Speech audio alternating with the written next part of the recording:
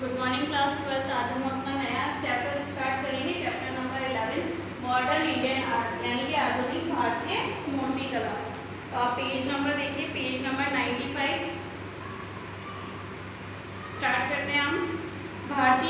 आधुनिक भारतीय मूर्तिकला का प्रारंभ 19वीं सेंचुरी से माना जाता है, जो कि तत्कालीन समय में हुए परिवर्तनों का परिणाम था। इस समय भारतीय पुनर्जागरण के कलाकारों में आधुनिक भारतीय मूर्तिकला के मार्ग को सुगम बनाने के लिए महत्वपूर्ण योगदान दिया। जिस प्रकार आधुनिक भारतीय चित्रकला को प्रारंभ करने का श्रेय श्री रविंद्रनाथ टैगोर को दिया जाता है, उसी प्रकार आधुनिक भारतीय मूर्तिकला को प्रारंभ करने का श्रेय रामकिंकर बैज को दिया जाता है। रामकिंकर बैज को आधुनिक भारतीय मूर्तिकला का जनक भी कहा जाता है। ये अनेक परवर्ती मूर्तिकारों के प्रेरणा स्रोत रहे हैं। 18वीं सेंचुरी में भारतीय मूर्तिकला निष्प्राण होती जा रही थी, यानी कि खत्म होती जा रही थी। इस समय भारतीय मूर्तिकला को ब्रिटिश संरक्षण व प्रोत्साहन नहीं मिला। 18वीं सेंचुरी में हमारे यहाँ अंग्रेजों के अधीन था इंडिया। उस समय ब्रिटिश साम्राज्य फैला हुआ था, लेकिन उनके द्वारा हमारे इस मूर्तिकला को बिल्कुल भी प्रोत्साहन नहीं मिल रहा था। ब्रिटिश शासन के दौरान अंग्रेजों ने भारत के विभिन्न स्थानों पर कला विद्यालयों की स्थापना की। इन कला विद्यालयों में कला क्षेत्र में यूरोपीय पद्धति को, यानी कि जो यूरोपीय टेक्निक थी वो ही यूज की जा रही थी। इस समय के मूर्ति शिल्पों में पाश्चात्य प्रभाव जैसे यथार्थवाद, घनवाद, भविष्यवाद, अभिव्यंजनावाद आदि का समावेश दिखाई देता है। 19वीं सेंचुरी के जो एंड था, तब स्वदेशी आंदोलन के कारण स्वदेशी कला के पुनर्जागरण की ओर कलाकारों का ध्यान आकर्षित हुआ। इस समय कलकत्ता की गवर्नमेंट स्कूल ऑफ आर्ट के प्रिंसिपल E.V. हेवल व अविंद्रनाथ ठाकुर ने भारतीय कलाओं की विशेषताओं को विकसित करने का प्रयास किया। इन्हीं प्रयासों के परिणाम स्वरूप कलकत्ता के इंडियन सोसाइटी ऑफ आर्ट की स्थापना हुई। इस समय के मूर्तिकारों में रोहित, फणींद्रनाथ बोस, हरिमय राय चौधरी और देवी प्रसाद चौधरी आदि प्रमुख हैं। 20वीं सेंचुरी के प्रारंभ में विदेशी मूर्ति शिल्पों का आकर्षण संपन्न लोगों में अत्यधिक था। इस वर्ग के लोग अपने घरों में विदेशी मूर्ति शिल्पों की सजावट करके अपनी संपन्नता का प्रदर्शन करने में गौरव महसूस करते थे। इस प्रकार की विपरीत परिस्थितियों में यूरोपीय शैली से हटकर मूर्ति शिल्पों में भारतीय तत्वों का समावेश करने का साहस देवी प्रसाद राय चौधरी ने दिखाया। रामकिंकर बैज ने आधुनिक भारतीय मूर्तिकला के नए आयामों की स्थापना कर इसे और अधिक सुदृढ़ता व समृद्धि प्रदान की। इन्होंने अपनी मूर्ति शिल्पों द्वारा जनसाधारण को गौरवान्वित किया। इनके मूर्ति शिल्पों में विषय वस्तु का बाह्य परिवेश में अटूट समन्वय दिखाई देता है। इन मूर्ति शिल्पों में यथार्थवाद, घनवाद व अति यथार्थवाद प्रतिबिंबित होता है। आधुनिक भारतीय मूर्तिकला को और आगे गति प्रदान करने में देवी प्रसाद राय चौधरी एवं रामकिंकर बैज के शिष्यों का योगदान काफी महत्वपूर्ण रहा, जिसमें धनराज भगत, P.V. जानकीराम, रजनीकांत पंचाल, A.M. डाबरीवाल व राघव कनेरिया आदि प्रमुख हैं। बंगाल के मूर्तिकारों ने न केवल अपनी निज शैली को विकसित किया, बल्कि उन्होंने अपने मूर्ति शिल्पों में परंपरागत व आधारभूत तत्वों का दर्शन में पाश्चात्य कला शैली व उसके तत्वों को संबंधित किया। इससे भारतीय मूर्तिकला भारतीय आधुनिक प्रवृत्तियों व विविधता की दृष्टि से काफी समृद्ध हुई। इन मूर्तिकारों में सुधीर रंजन खस्तगिर, प्रदोष दास गुप्ता, चिंतामणिकर, शंखो चौधरी, सोमनाथ और मीरा मुखर्जी आदि प्रमुख हैं।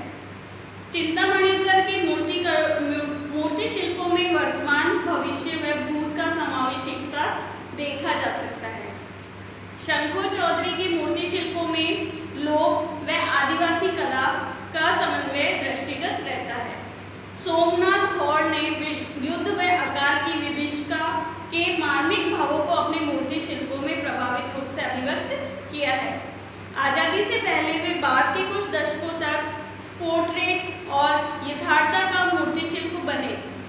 के साथ साथ मूर्तिकला भी नवाचारों के पथ पर बढ़ती चली गई तथा विभिन्न प्रकार के अमूर्त व विरूपित मूर्ति शिल्पों का तक्षण हुआ। यात्रा के इस सोपान में उषा रानी हुजा, सरवरी राय चौधरी, विपिन गोस्वामी, शंकर घोष, दिलीप सरहर, मणिक तालुकदार आदि ने पश्चिमी शैली से अलग नए आयामों को समावेशित कर भारतीय शैली को समृद्ध किया। 40 के दशक में भारतीय मूर्तिकला पाश्चात्य दास्ता से मुक्त होकर कला के उन्मुक्त गगन में नई ऊंचाइयों को छूने लगी। परवर्ती मूर्तिकारों के मूर्ति शिल्पों में शैली विषय व माध्यम के दृष्टिकोण में नूतन प्रवृत्तियां यानी कि न्यू जो स्टाइल है उसका समन्वय स्पष्ट रूप से दिखाई देता है। इन्होंने मूर्ति शिल्पों के निर्माण के में माध्यम व विषय वस्तु की दृष्टि से अपना दायरा काफी विस्तृत कर लिया। ये मूर्तिकार मूर्ति शिल्पों की रचना में प्रस्तर जैसे कि स्टोन कौन से जो ग्रेनाइट है और जो मार्बल उसका यूज, धातु कांस्य स्टील आदि, लकड़ी प्लास्टिक फाइबर ग्लास चमड़ा अनुपयोगी वस्तु मोम पेपर मशीन आदि माध्यमों का प्रयोग कर रहे हैं। इन मूर्तिकारों ने बसंत के शर्मा, रजत घोष, ओम प्रकाश खैर, रजत घोष, ध्रुव मिस्त्री, विवान सुंदरम, राजेंद्र मिश्रा, अशोक गौड़, ज्ञान सिंह, अंकित पटेल, सीपी चौधरी, भूपेश कावड़िया आदि प्रमुख हैं, जिन्होंने अपनी प्रतिभा और कुशलता से विभिन्न मूर्ति शिल्पों में नवीन आयामों की स्थापना की है।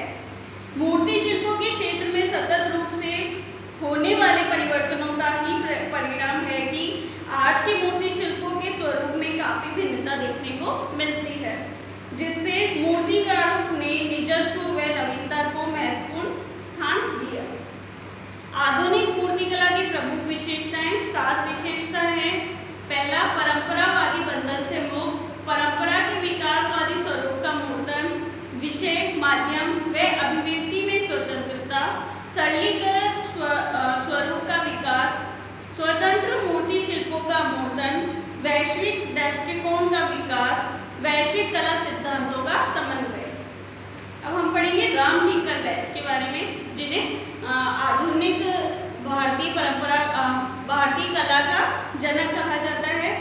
राम किंकर बैच ने नवीन कला आंदोलन को गति प्रदान करने में महत्वपूर्ण भूमिका निभाई है। इनका जन्म पश्चिम बंगाल के बांकुरा में 26 मई 1906 26 मई 1906 में आर्थिक व सामाजिक रूप से पिछड़े परिवार में हुआ था। इन्होंने शांति निकेतन से कला में डिप्लोमा प्राप्त किया था तथा शिक्षा ग्रहण करके स्वतंत्र रूप से अपनी कला साधना में लग गए। यहीं पर इन्होंने अपना समय कला को समर्पित किया और शिल्पकला विभाग के विभागाध्यक्ष भी बने रहे।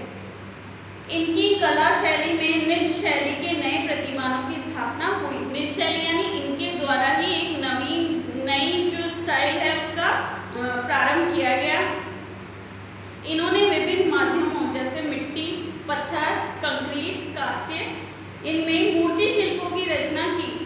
इनमें प्रमुख विषय भारतीय व जनसामान्य से प्रभावित रहे। इनकी कला शैली पर लोक कला जैसी सरलता, सहजता व ज्यामिति का समन्वय स्पष्ट दिखाई देता है। इनकी मूर्ति शिल्पों में संथाल परिवार, मेस्कॉल, महात्मा बुद्ध, मिथुन, सुजाता व रविन्द्रनाथ टैगोर का आवक्ष यानी पोर्ट्रेट आदि प्रमुख है।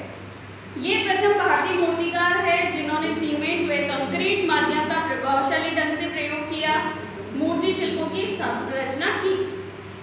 इन माध्यमों में इन्होंने मूर्ति शिल्पों में एक विशेष प्रकार के टेक्सचर का सृजन किया जो इनके मूर्ति शिल्पों को अन्य से एक अलग विशिष्ट पहचान देते हैं। इनके व्यक्तित्व व कला से साहित्यकार व फिल्मकार भी प्रभावित हुए बिना नहीं रहे।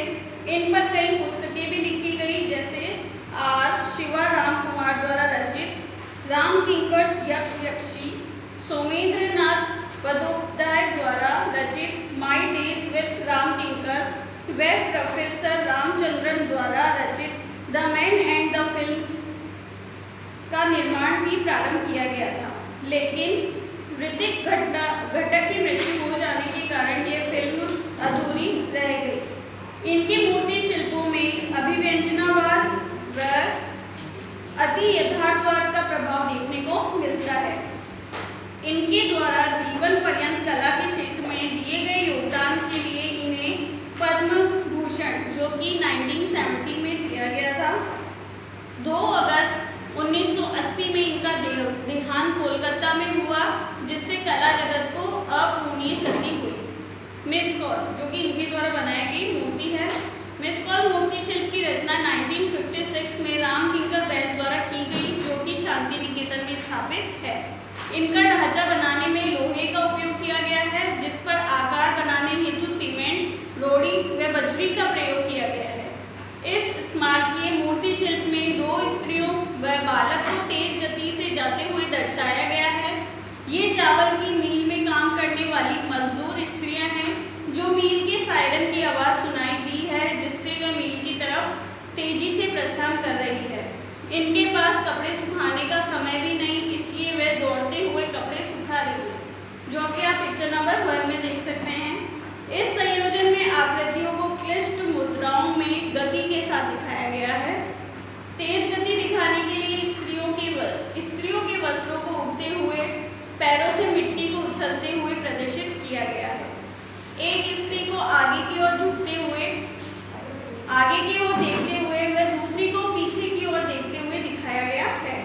बालक का मुंह ऊपर की ओर देखते हुए दिखाया गया है। इसमें श्रमिक वर्ग की महिलाओं की परंपरा व आधुनिकता तथा वर्तमान में भविष्य के बीच के संघर्ष को कलाकार ने सुंदर अभिव्यक्ति प्रदान की है। इस मूर्ति शिल्प में भारतीय और पाश्चात्य तत्वों का समन्वय तथा भारतीय विषय वस्तु के रूप में संथाल जाति के परंपरागत जीवन का आधुनिकता के साथ समन्वय स्थापित करने का द्वंद्व का कुशलता के साथ प्रस्तुतिकरण किया गया है। इस मूर्ति शिल्प में कलागत दृष्टि से गति, भाव, लावण्य व प्रमाण आदि का समावेश श्रेष्ठ रूप से हुआ है। संथाल फैमिली, जो भी किसके द्वारा बनाई गई है, राम किंकर बैच के द्वारा। मूर्ति शिल्प की रचना 1938 में शांति निकेतन में की गई, जिसमें एक संथाल परिवार के एक पुरुष व एक महिला को दिखाया गया है। महिला के बाएं हाथ में एक शिशु, जबकि पुरुष के बाएं कंधे पर बड़ा कावड़ है, जिसके आगे तरफ वाली टोकरी में भी एक शिशु को बैठे दिखाया गया है, जिसके भार को संतुलित करने के लिए पिछली टोकरी में सामान रखा गया है। साथ ही एक श्वान यानी कि एक कुत्ता भी बनाया गया है। महिला को सिर पर टोकरी व दरी पट्टी दिखाई गई है। यह शिल्प आदमकद से 1.5 गुना ऊंचा है। आदमकद यानी जो नॉर्मली इंसानों का जो साइज होता है उससे बड़ा बनाया गया है। प्रस्तुत मूर्ति शिल्प में भी जनजाति, कृषक, गरीब संथाल परिवार का जीवन प्रस्तुतिकरण किया गया है। यह परिवार जीविकोपार्जन हेतु एक स्थान से दूसरे स्थान पर जाते हुए दिखाया है। कलाकृत दृष्टि से इसमें संतुलन व संबद्धता के सिद्धांत की पालना की गई है। साथ ही अति यथार्थवाद व अभिव्यंजनावाद का भी प्रभाव है, जो कि आप पिक्चर नंबर 2 में देख सकते हैं। शरीर की रचना को जीवंतता के साथ दिखाया गया है। स्त्री देह को कोमलता के लिए दिखाया है। शरीर की मुद्रा से गति का आभास होता है तथा चेहरे के भावों को सार्थक किया है। इसका जो नेक्स्ट टॉपिक है देवी प्रसाद राय चौधरी, को हम नेक्स्ट वीडियो में देखेंगे। आज के लिए